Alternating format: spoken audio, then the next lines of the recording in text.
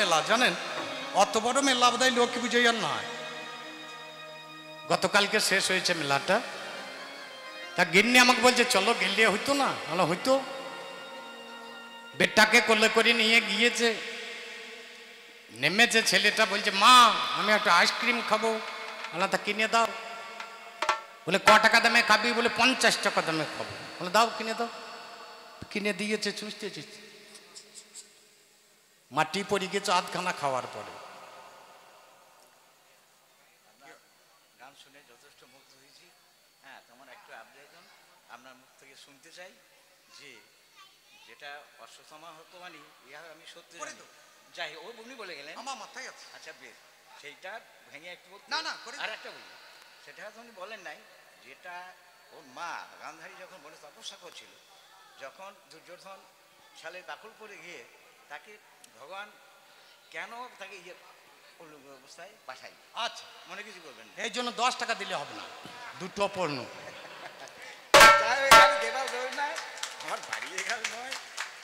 রাধে রাধে রাধে। জয়গুরু। যাই হোক, বহিরাগত যে ভক্তবিন্দু গান শ্রবণ করছেন তেনাদের জন্য সেবার ব্যবস্থা আছে।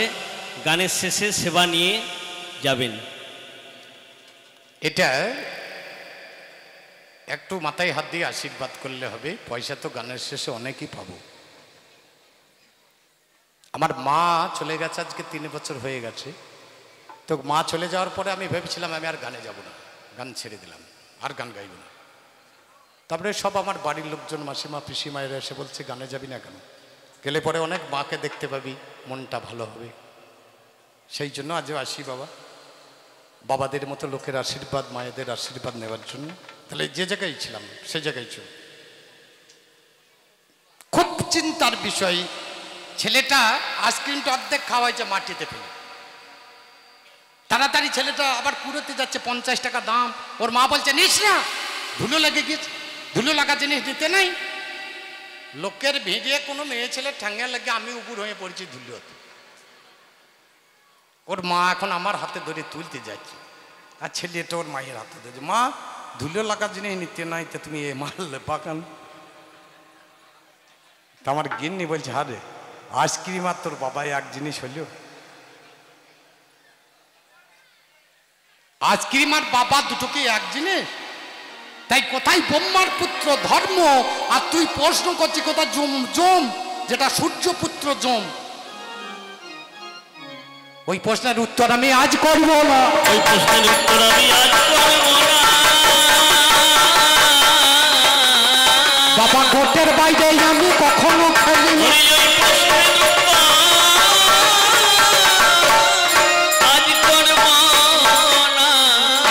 আমার কাকা বলছে অশ্বত্থামা হত ইতি গজ পড়িয়াছে রণে। আমরা ওটা তো বলিয়ে গিয়েছে, আমার মনে আছে, যে আমার মনে আছে। বলে যুধিষ্ঠির মিথ্যা কথা বললো কেন? মহাভারত খুলুন, যুধিষ্ঠির মিথ্যা কথা বলেনি। যুধিষ্ঠিরকে ভগবান কৃষ্ণ বললে তুমি একবার মিথ্যা কথা বলো। বলে মিথ্যা কথা বলবো না। বলে কতগুলো সময় মিথ্যা কথা বললে পাপ হয় না? কোনো মেয়ের বিয়েতে যদি একটা মিথ্যা কথা বলে একটা মেয়ের বিবাহ হয়ে যায় তাতে পাপ নয়। রাজনীতির ক্ষেত্রে মিথ্যা কথা বললে পাপ হয় না। কাউরির জীবন সংশয়কালে মিথ্যা কথা বললে দোষ হয় না। ছলে বলে কৌশলে জিততে হবে যুদ্ধে, এখানে বাবা দোষ হয় না।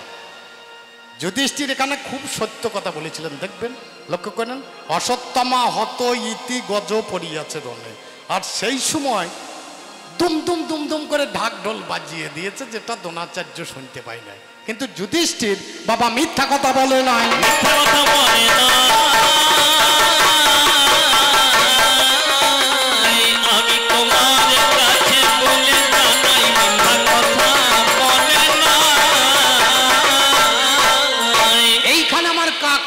জিজ্ঞাসা করে গিয়েছে, যখন দুর্যোধন গিয়েছিল মায়ের কাছে, কৃষ্ণ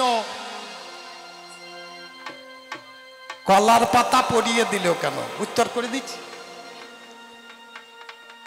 কৃষ্ণ যখন দুর্যোধন যখন চলে যাচ্ছে মায়ের কাছে, গোটা দেহটা পাষাণ হয়ে যাবে, তখন কৃষ্ণের ব্যান ভানুমতি দুর্যোধন ব্যয় মশাই, আর ব্যান হচ্ছে ভানুমতি। ভানুমতি ডাকছে ব্যয় মশাই যেখানে আছেন আপনি তাড়াতাড়ি আসুন। আর ব্যয় এসে হাজির, বলছে বলো কি চাই? বলছে আপনার ব্যয় যদি গোটাটাই পাষাণ হয়ে যায়, আমার এই যে কামনা বাসনা, আমার যে কাম, বলো কে নিবারণ করবে? বলে আমি কি করতে পারি? বলে একটু জায়গা কাঁচা রেখো, একটু জায়গা কাঁচা রেখো, আরে একটুকু জায়গা বাবা কাঁচা থেকে, একটু জায়গা কাঁচা রেখো, একটু জায়গা কাঁচা রেখেছে, একটু জায়গা কাঁচা রেখো। এই ধর্মপথে চলাফেরা সৃষ্টিকর্তা ব্রহ্মা একদিন মেয়েকে হরণ করেছিল। তোমাকে কে বলেছে? হরণ মানে কি? 5কে 5 দিয়ে হরণ করো মানে ভাগ করো। হরণ মানে আমরা যখন পড়াশোনা করতাম বলতো 5কে 5 দিয়ে হরণ করো, মানে 5কে 5 দিয়ে ভাগ করো। উল্টো পাল্টা করে বুঝে নিলে হবে না। হরণ ভাগ করলেন ক ভাগে? 3 ভাগে। সন্ধ্যা, মধ্যাহ্ন সন্ধ্যা আর প্রাত সন্ধ্যা। প্রথমটা হচ্ছে সায়ন সন্ধ্যা, দ্বিতীয়টা হচ্ছে মধ্যাহ্ন সন্ধ্যা, আর তৃতীয়টা হচ্ছে প্রাত সন্ধ্যা। এই যে 3টি সন্ধ্যাতে বিভাজিত করে দিলেন, তার জন্য ব্রহ্মাকে বলে হরণ করিয়ে দিয়েছে, হরণ করে দিয়েছে।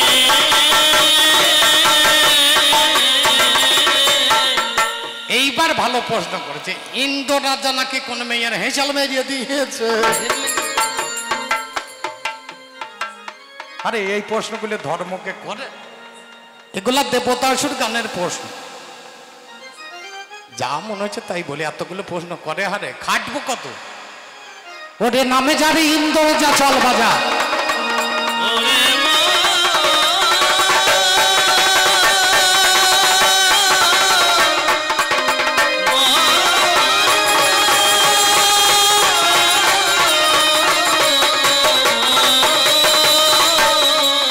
অহল্যা নহল্যা, যেখানে হাল চলে না ভাই, যাকে বলে পতিত জমি জানেন তা সবাই। ইন্দ্র হলো বৃষ্টির দেবতা, বৃষ্টিকে ডাকিল, বৃষ্টির জল দিয়ে জমিটাকে বাতালি করে নিল। সেইখানে চাষ যদি করে মহাশয়, আচ্ছা পতিত জমি চাষ হয়েছে আপনাদের জানায়, এই কথাটা মহাজন বুঝতে পারে না। আরে মদ খেলে কি বুঝতে পারবি? করগা বিবেচনা। মদ খেলি, এটা আবার শ্যামা সঙ্গীত ছাড়া গাই না, মদের ধর্ম আছে। আদৈবক সুখ পশ্চাৎ গায়ক বাদক তথা রাবণ কুম্ভকর্ণ চৈব মদৈতি সরলক্ষণ। মদের 6টা গুণ আছে।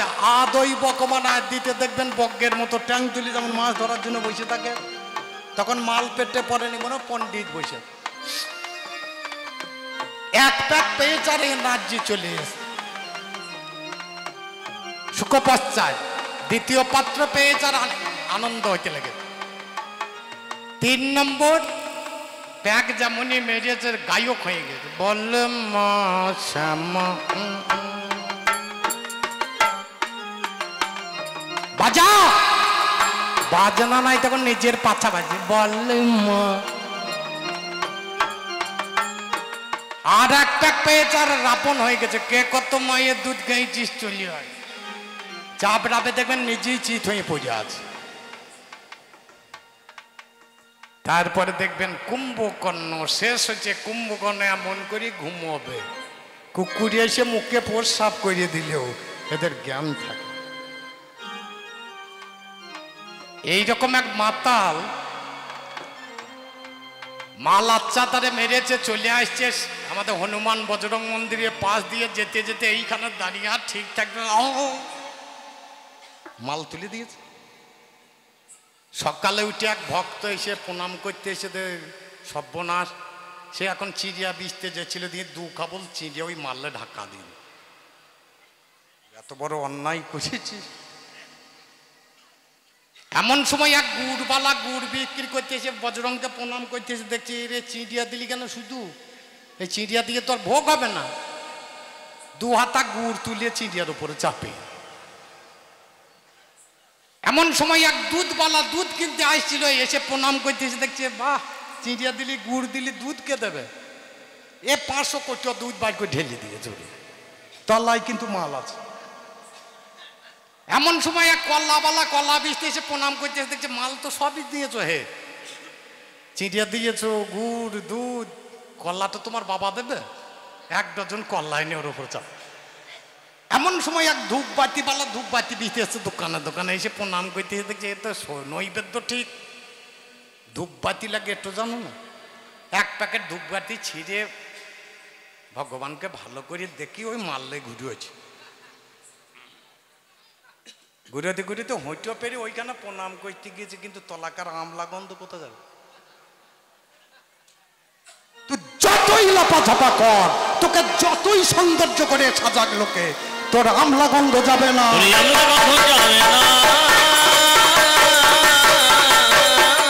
কার গায়ে একটু বিবেচনা, আমলা গন্ধ যাবে না, তুই তোর গায়ে একটু বিবেচনা, আমলা গন্ধ। তাহলে গোটা দিন যদি তোর প্রশ্নের উত্তর করব, আমার গানটা কখন করব? এতগুলো যদি প্রশ্ন করিস, গোটা দিন যদি তোর প্রশ্নেরই উত্তর করব, আমার গানটা কখন শোনাবো আমি? ওরে নামে যারে হরিশ্চন্দ্র, চল বাজা।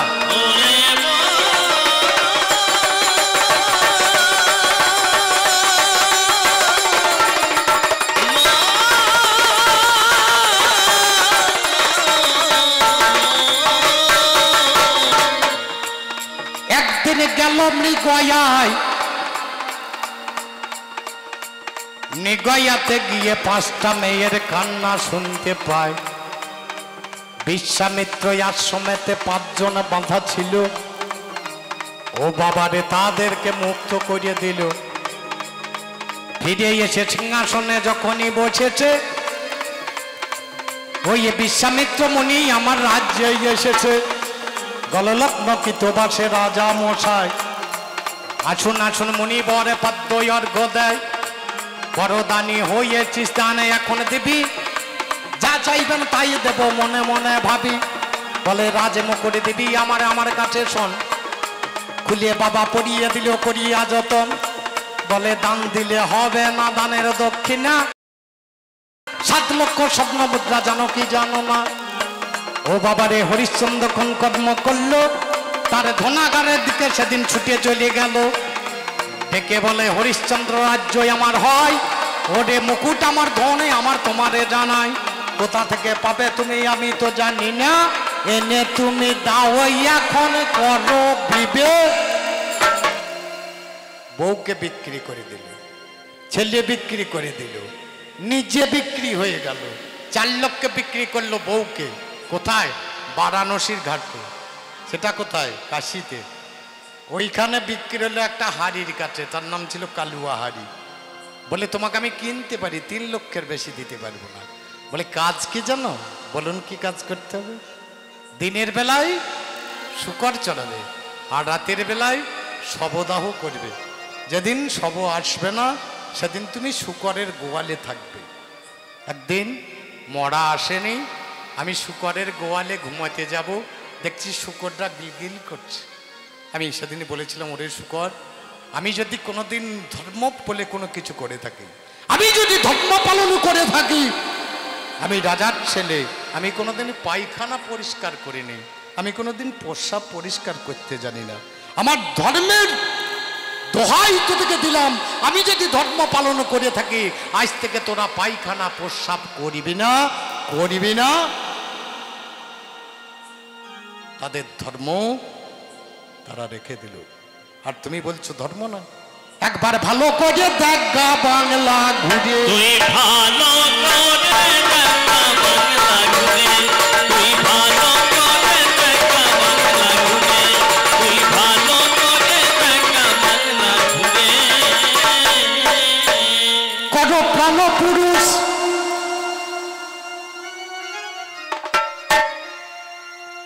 আমার এক বাবা জীবনে এসেছিল, আমি আশীর্বাদ করতে পারি না, তবে আপনাদের চরণধুলি নিয়ে ওনার আমার কথা আমি বলছি, নেতাজি সুভাষের মতো তোমার চলাফেরা হোক। কত ধর্মক্ষেত্র লুকিয়ে আছে। প্রথম পশ্চিম বাংলা দেখায়, যদি না হয় গোটা ভারত দেখাবো। কত ধর্মক্ষেত্র লুকিয়ে আছে আমার পশ্চিম বাংলার অন্ধ। আমার পশ্চিম বাংলার অন্ধকারে, পশ্চিম বাংলার অন্ধকারে, ভালো করে দেখো বাংলা ঘুরে, তুমি ভালো করে দেখো বাংলা ঘুরে, তুমি ভালো করে দেখো বাংলা ঘুরে। ওরে গুরুর ধর্মটা দেখে না, এইখানেই দেখিয়ে দিচ্ছি। একদিন নরেন এসে দাঁড়িয়েছে নদীর ধারে, কতগুলো মেয়ে স্নান করছে, নরেন দাঁড়িয়ে দাঁড়িয়ে দেখছে। ঠাকুর বুঝতে পেরে বলছে, আমার নরেন কই রে? বলে নদীর ধারে মেয়েগুলো স্নান করছে, কি দেখছে? বলছে ডাকশালাকে এসেছে। বলে নরেন অনেকদিন মাংস খাইনি, একটু খাসির মাংস নিয়ে আইতে 1 কিলো। বলে ঠাকুর মশাই? বলে হ্যাঁ, আমার দাঁত নেই, একটু হাড় ছাড়া মাংস আনবি, কেন হাড় না থাকে দলার খেতে পারবো না। নরেন ভাবতে ভাবতে চললো, ঠাকুর তো মাংস খাই না, তাহলে মাংস নিয়ে কি করবে? ঠাকুর তো মাংস খাই না, 1 কিলো হাড় ছাড়া মাংস এনে ঠাকুর। বলে নরেন পালিয়ে যাস না, একটা আধারে দিয়েছে, একটা পাত্রে দিয়েছে, একটু লবণ দিয়েছে, একটু হলুদ দিয়েছে, একটু মশলা দিয়েছে, একটু তেল দিয়েছে, বলছে একটু মেখে নে,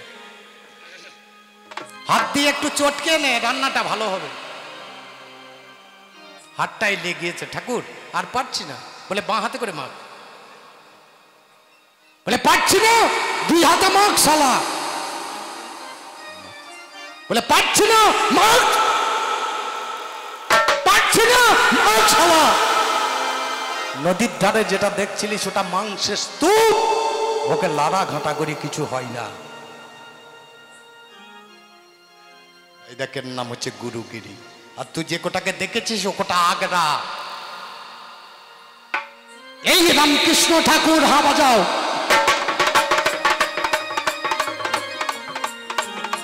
তোর মতো একটা তোর দলের মাল গিরিশ মাতাল এলো, মুখের মধ্যে সেদিনে তার ক্যান্সার হয়েছিল, ঝলকে ঝলকে রক্তই ওঠে বাছা ধন। বলে আর বাঁচব না ঠাকুর মশাই, বাঁচাও মোর জীবন। বলে আয় শালা, তোর জন্যই তো বসে আছি। মা বল, এক কাজ করবি, মা বলে ডাকবি। বলে আমি ডাকার সময় পাবো না। সকালে ডাকবি, বলে আমার ঘুম ভাঙে না। স্নান করার পরে ডাকবি, বলে স্নান করলে আমার খিদে পায়। সন্ধ্যেবেলায় ডাকবি, বলে সন্ধ্যে হলে আমাকে রং মাখতে হয়। আবার থিয়েটারে শালা বকাল মাদে বলছে আমার রোগ নাও, আমার শোক নাও, আমার জরা নাও, আমার ব্যাধি নাও, আমার সব কিছু তোমাকে দিয়ে দিলাম ঠাকুর। শালা বকাল মাদে। সেদিন রোগটা পর্যন্ত গুরুদেব শিষ্যকে মুক্তি করে ওরে গুরুর ধর্ম সেদিন রেখে দিয়েছে। গুরুর ধর্ম রেখে দিয়েছে, উল্টো পাল্টা বলে কাজ হবে না। গুরুর ধর্ম রেখে দিয়েছে, উল্টো পাল্টা বললে কাজ হবে না। গুরুর ধর্ম রেখে দিয়েছে। তাহলে চলো, কলকাতার এক পাগল ছেলে, কোনদিনে যাইনি স্কুলে, উদ্ধরতা হয় যুগলে আমার পুকুরে। উদ্ধরতা হয় যুগলে আমার পুকুরে। আমার ছিল গদাই হয় রামকৃষ্ণ, এর নাম হচ্ছে গদাধর। বাবা ছিল গদাই হয় রামকৃষ্ণ, দক্ষিণেশ্বর গঙ্গা।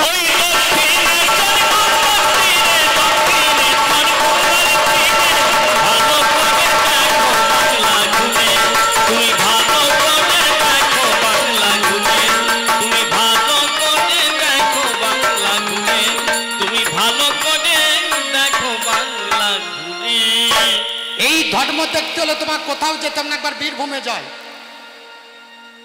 ওমা তোমাদের আমাদের জেলাতেই সে মাল আছে। কোথা?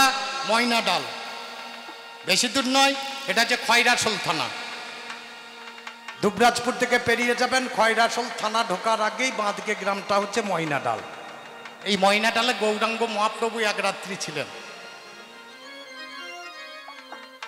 ওইখানে ছিল ব্যাদ পল্লী, মানে ব্যাদরা বাস করতো, পশু শিকার করতো, পাখি মারতো, ওরা খেত। বর্ধমানে মহারাজার ময়না চলে গিয়েছে, ওরা মেরে দিয়েছে, মেরে মাংসে পরিণত করে দিয়েছে। মহারাজা হাজির, বলছে তোদের এইদিকে আমার ময়না এসেছে, ময়নাটা দে। বলে আমরা ময়না ধরি নাই। বলে তোরাই মেরেছিস, যদি ফিরিয়ে দিতে না পারিস কাল সকালে তোদের কাউকে আমি রাখবো না, সব জ্বালিয়ে দেবো। এরা চিন্তা করলো, বর্ধমানে মহারাজা চলে গেল, আর সেই দিনই গৌরাঙ্গ মহাপ্রভু এলেন ময়নাডাল ওই ব্যাদ পল্লী। একটা তালপাতার কুটির ঘর, দরজা নেই, একটা তালপাতা লাগিয়ে দিয়েছে মুখে। গৌরাঙ্গ মহাপ্রভু ভিতরে মাংসের, ময়নার মাংসের পাত্রটা নামিয়ে দিয়েছে ঘরের ভিতরে। আবাল বৃদ্ধ বনিতা যা ছিল সবাই সাষ্টাঙ্গ পেরে পড়েছে, হে ভগবান, বাঁচালে তুমি বাঁচো আর মারলে তুমি মারো। সকালবেলায় উঠলেন, বর্ধমানে মহারাজা এসে দাঁড়ালেন হাতি চেপে, তালপাতাটা খুলে দিলেন, ময়না উড়ে গিয়ে চেপে গেল হাতির কাঁধে। কাটা ময়না গোটা হয়। ধর্ম কি জিনিস জানিস? সেদিন থেকে এই জায়গার নাম হলো ময়না ডাল। আজও গেলে দেখতে পাবেন ময়না ডালে মহাপ্রভু, দেখতে ভুল করো না কভু, যেথায় জগৎ প্রভু চাকর সে যে প্রভুর সেবা করে, সেটাই জগৎ প্রভু চাকর সে যে প্রভুর সেবা করে। আরে মামা ভাঙ্গ পাথর রূপে, ওরে মামা ভাঙ্গ পাথর রূপে বিরাজ করে দুবরাজ।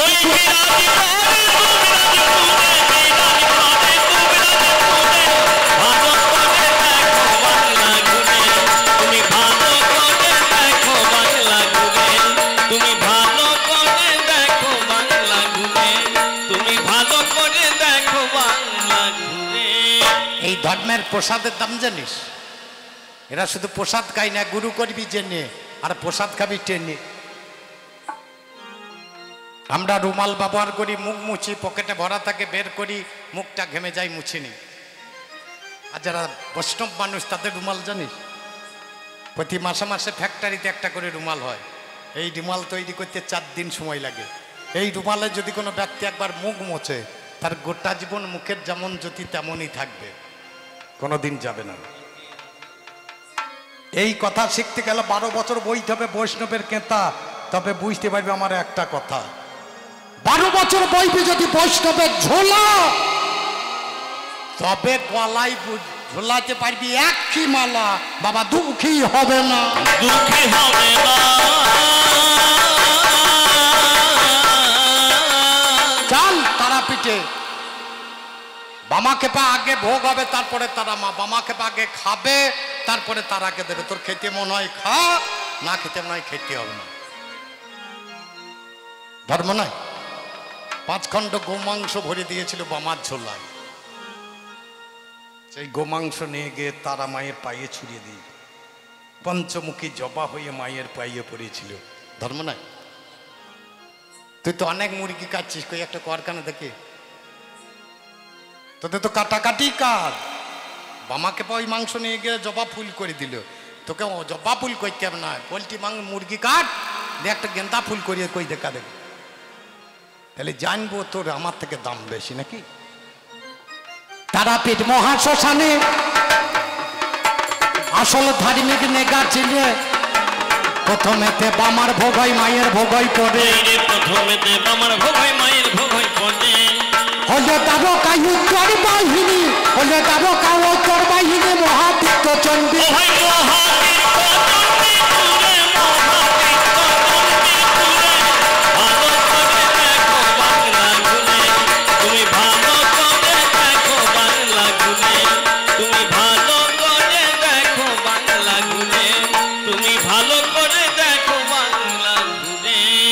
আমাদের বীরভূমে আর একবার চলুন, আর একটা জায়গা যাই।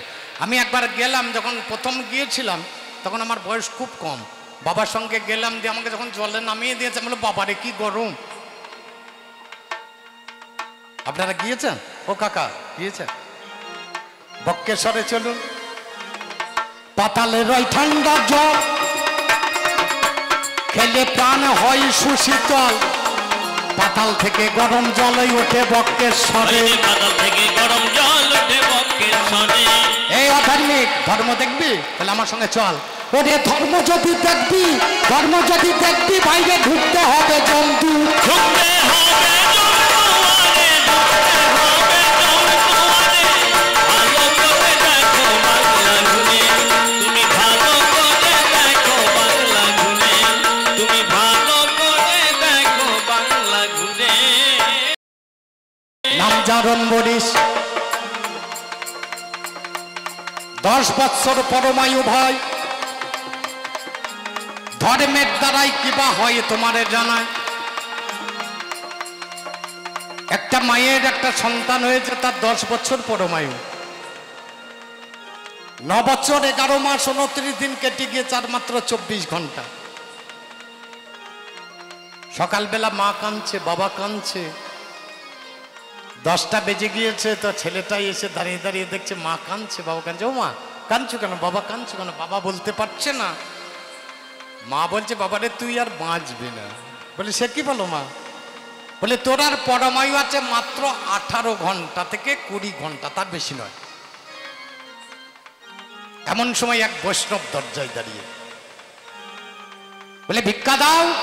তা প্রতিদিন মা ভিক্ষা দেয়। ছেলেটা বলছে, মা আমি তার বাঁচবো না, আমি তার 20 ঘন্টা মতো আছি, কাজ ভিক্ষাটা আমিই দিই। তাহলে করে চাল নিয়ে গিয়ে যখন এই ঝোলাই ভরে দিয়েছে, মাথায় হাত দিয়ে বলছে, চিরজীবী হও বাবা। বলে, আচ্ছা বৈষ্ণব, আমার পরমায়ু আর সবে মাত্র 18 ঘন্টা। এই 18 ঘন্টা আপনি কি আরো জাতি চাল নেবেন? আপনি বললেন আমি চিরজীবী হব। বলে, বাবা রে, যারা ধার্মিক মানুষ তারা কখনো মিথ্যা আশ্রয় করে না। তাহলে কি করব? বলে, নাম কর। বলে, কোথা করব? হয় মনে, না হয় বনে, না হয় ঘরের কোণে।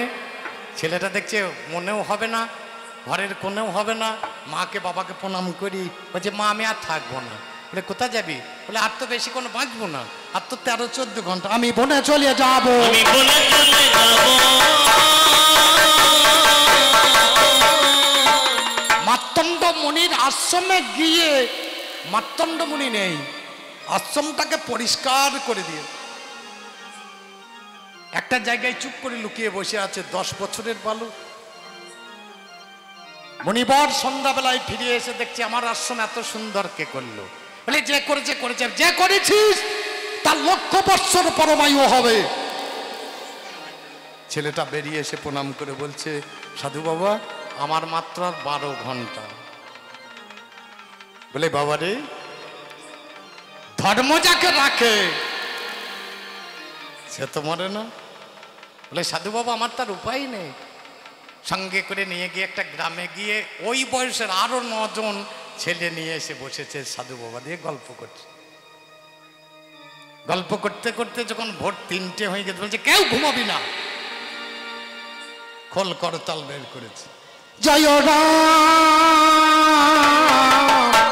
সীতাপতি সুন্দর রাম, সীতাপতি সুন্দর রাম, জয় রাম। সীতাপতি সুন্দর রাম, সীতাপতি সুন্দর রাম। সত্যনারায়ণ হৃদয় শ্রীরাম, তারপরে শ্রীকৃষ্ণ বলির ভগবান, জয় রাম। সীতাপতি সুন্দর রাম, সীতাপতি সুন্দর রাম। বসে বসে করে জপ রাম। সকালে বেলা হলো, জমের 2টি দুধ বাবা এসে আশ্রমে দাঁড়া। চারিদিকে তাকিয়ে দেখছে অম্বরীশের আর পরমায়ু নেই, অম্বরীশকে নিয়ে যাবে। 10টা অম্বরীশ বসে আছে, কোনটা অম্বরীশ আর চিনতে পারছেন। ফিরে চলে গিয়ে যমরাজকে বলছে, যমরাজ আমরা আনতে পারলাম না গো। বলে কেন? বলে আমরা চিনতেই পারলাম না, আনবো কাকে? 10টায় অম্বরীশ বসে রয়েছে, 10টায় অম্বরীশ বসে রয়েছে,